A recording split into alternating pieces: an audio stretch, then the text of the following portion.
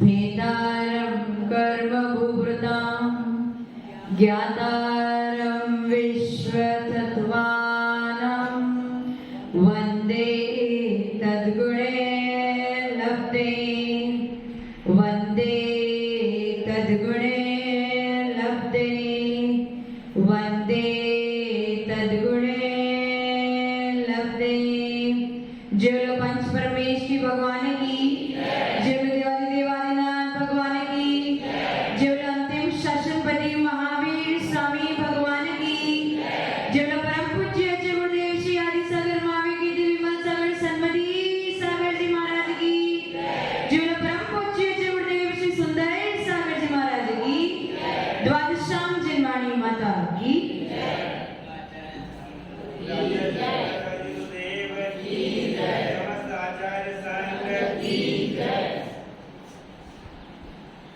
अति पुण्यशाली, अति सौभाग्यशाली भव्य जी, मैंने ये विशेषण आप लोगों के लिए इसीलिए लगाया क्योंकि लोग बहुत हैं, गांव बहुत हैं, शहर बहुत हैं, लेकिन सारे गांव में सारे शहरों में कोई मुनिराज विराजमान हो ये जरूरी। आपके डूंगरपुर में चतुर्वेद संघ विराजमान है।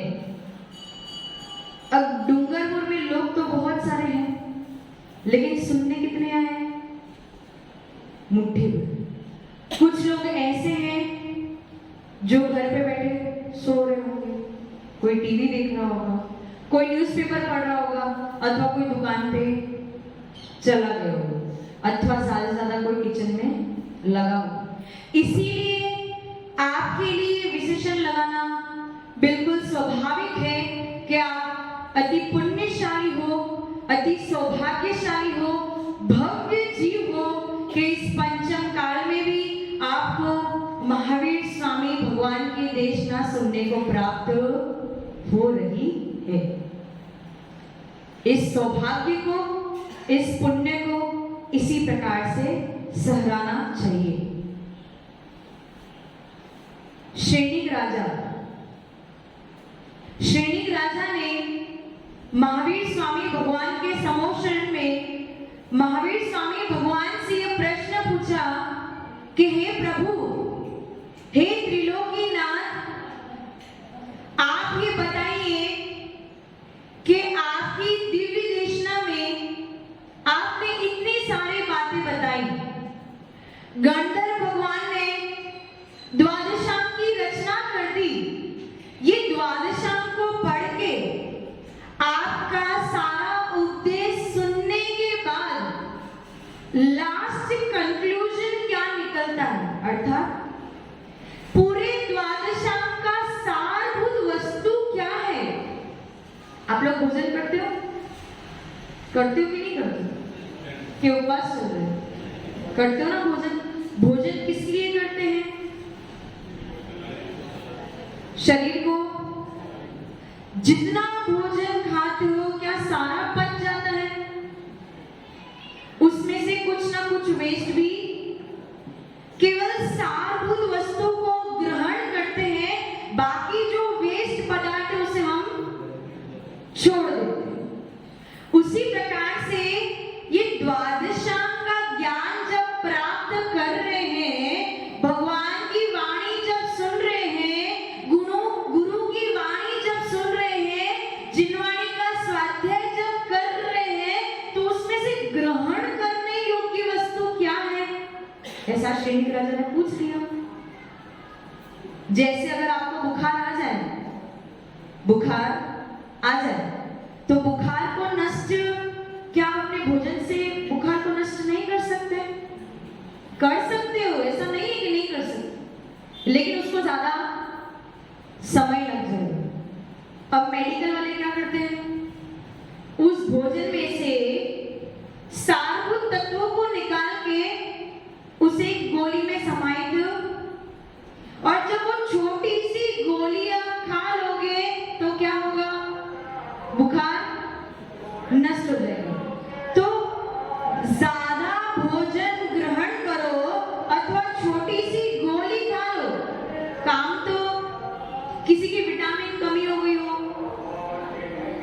इंजेक्शन आते हैं ना, किसी की आयरन की कमी हो गई हो, किसी की हेमोग्लोबिन की कमी हो गई हो, तो भोजन करके अच्छे पदार्थ खा के भी हम उसे ठीक हो।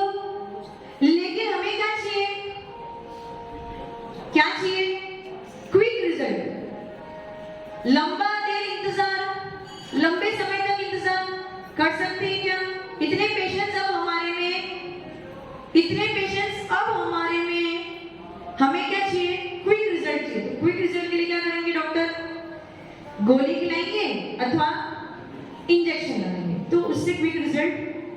तो उसी प्रकार से श्रेणिक राजा महावीर स्वामी भगवान से कह रहे हैं कि मैं इतना सारा उपदेश सुन रहा हूं, द्वादशांग का ज्ञान प्राप्त कर रहा हूं, तो मुझे ये बताइए कि अगर मुझे क्विक रिजल्ट चाहिए तो मुझे सारभूत वस्तु क्या है जो मुझे पकड़नी चाहिए? 1 घंटा प्रवचन सुनोगे, कितने घंटा? गुरु का उपदेश आप कितने दिन से सुन रहे हो? आज चौथा दिन है ना। इतने दिन से सुबह शाम प्रवचन सुन रहे हो, लेकिन उस प्रवचन में से सारभूत तत्व जो निकालने योग्य है, जो हमारे लिए ग्रहण करने योग्य है, वो सबसे मेन वस्तु है, वही समझने की बात। अगर वो समझ गए तो क्विक रिजल्ट मिल जाएगा, और नहीं समझे तो संसार में परिभ्रमण चलता रहेगा। तब महावीर स्वामी भगवान क्या कहते हैं? ये जो द्वादशांग का ज्ञान है, उसमें सारभूत वस्तु अगर कोई है तो वो है आपकी आत्मा। क्या है? आपकी 6 द्रव्य पढ़ते हैं, 7 तत्व पढ़ते हैं, 9 पदार्थ पढ़ते हैं, 5 अस्थिकाएं पढ़ते हैं, उसमें सबका कथन है, लेकिन लास्ट में मुझे क्या ग्रहण करना है? केवल मेरी आत्मा। आपको क्या ग्रहण करना है? वकील साहब, आपको क्या ग्रहण करना है? मेरी आत्मा। मेरी आत्मा, निज आत्मा। सबको अपनी स्वयं स्वयं की आत्मा को ग्रहण, उसको समझना है और उसका विश्लेषण करें तो कहते हैं आत्मा में जो 3 रत्नत्रय बैठे हैं, कौन से? सम्यक दर्शन, सम्यक ज्ञान, सम्यक चारित्र, और चौथा है सम्यक तप। क्या है? सम्यक तप। सम्यक दर्शन, सम्यक ज्ञान, सम्यक चारित्र और सम्यक तप, पूरे द्वादशांग का सार केवल इस 4 में ही समाहित। समझ में है? बात समझ में है? तो अगर कोई प्रथमानुयोग का शास्त्र पढ़ रहा है, उसमें क्या आता है? शलाका पुरुषों का चारित्र। कर्णानुयोग का शास्त्र पढ़ लो, द्रव्यानुयोग का शास्त्र पढ़ लो, चरणानुयोग का शास्त्र पढ़ लो, सब शास्त्र आपको किसकी तरफ खींचने की कोशिश कर रहे हैं? सारे के सारे शास्त्र आपको निजात्मा की तरफ खींचने की कोशिश कर रहे हैं, और निजात्मा की तरफ जाने के लिए आपको ये 4 वस्तु पकड़नी पड़ेगी। कौन सी? सम्यक दर्शन, सम्यक ज्ञान, सम्यक चारित्र और सम्यक तप। यही है 4 आराधनाएं। क्या है? 4 आराधनाएं कई हैं, सम्यक दर्शन, सम्यक ज्ञान, सम्यक चारित्र और सम्यक तप। फिर कहते हैं अरे 4 आराधना तो बहुत सारी हो गई, उसका थोड़ा और संक्षिप्त वर्जन बता दो, क्योंकि आज की जनरेशन कैसी है? बड़ा बड़ा कुछ नहीं चाहिए, छोटा मोटा दिखा दो, संक्षिप्त में परिचय दे दो, संक्षिप्त में प्रवचन सुना दो तो अच्छा। और कोई साधुगण 2-3 घंटा आपको प्रवचन दे दो, नींद आ जाएगी, है ना? वकील जी बैठोगे क्या? आप तो बैठ जाओगे, बाकी नहीं बैठेंगे। आप तो अध्यक्ष, इसलिए आपको बैठना ही पड़ेगा। तो क्या संक्षिप्त में कुछ और बता दो तो वो क्या बोलते हैं? महावीर स्वामी भगवान कहते हैं, क्या कहते हैं? कि जहां पर सम्यक दर्शन होगा वहां पे सम्यक ज्ञान होगा ही ऊपर से तो नहीं जाना। जहां पे सम्यक दर्शन होगा वहां पे सम्यक ज्ञान, क्योंकि सम्यक दर्शन और सम्यक ज्ञान एक साथ चलते हैं। जैसे ही सम्यक दर्शन की उत्पत्ति हुई आपका ज्ञान सम्यक ज्ञान, तो आपको किसकी पूजा करनी है? एक काम करो, सम्यक दर्शन की पूजा। फिर जिसने सम्यक दर्शन को प्राप्त कर लिया तो सम्यक ज्ञान की प्राप्ति अपने आप समझ में है। फिर दूसरी दो कौन सी बचती हैं? सम्यक चारित्र और सम्यक तप। तो वो कहते हैं कि एक काम करो, तुम सम्यक चारित्र की आराधना कर लो। किसकी? अगर सम्यक चारित्र की आराधना कर लोगे तो चारित्र जो है तप के बिना हो सकता है कि तप के बिना साधु चारित्र का पालन करते हैं, लेकिन तप के बिना चारित्र का पालन, जहां जहां चारित्र होगा तप अपने आप होगा ही। तो दूसरी आराधना कौन सी हो गई? सम्यक चारित्र। पहले कितनी आराधनाएं बताइए? 4। सम्यक दर्शन, सम्यक ज्ञान, सम्यक चारित्र और सम्यक तप। फिर और संक्षेप में कितनी बताई आराधनाएं? 2। सम्यक दर्शन और सम्यक चारित्र। अब बता रहे हैं थोड़ा और संक्षेप कर लो, ये भी थोड़ा सा लंबा लग रहा है, और छोटे रूप में बता दो। तो भगवान कहते हैं केवल एक आराधना। कौन सी? सम्यक चारित्र की आराधना करो। किसकी? सम्यक चारित्र की आराधना करो, क्योंकि सबसे छोटा मार्ग आपको अपने लक्ष्य की तरफ लेके जाने वाला अगर कोई है तो वो है सम्यक।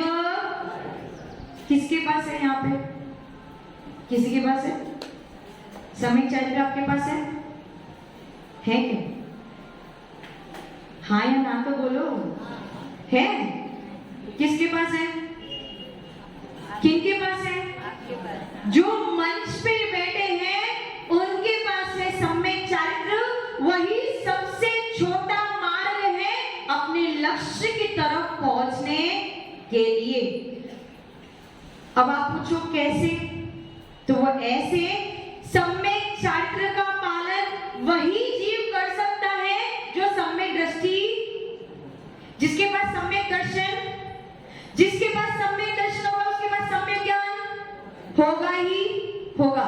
और जो सम्यक चारित्र का पालन कर रहा है वो तप के बिना सम्यक चारित्र का पालन। तो लास्ट अंतिम बात क्या है कि आपको क्या करना है? अंतिम पड़ाव कौन सा है? सम्यक चारित्र। सम्यक चारित्र की आराधना करो तो सम्यक दर्शन, सम्यक ज्ञान और सम्यक तप आपके पीछे अपने आप लग। तो अब आपको किसकी आराधना करनी है? किसकी? केवल आराधना ही करना है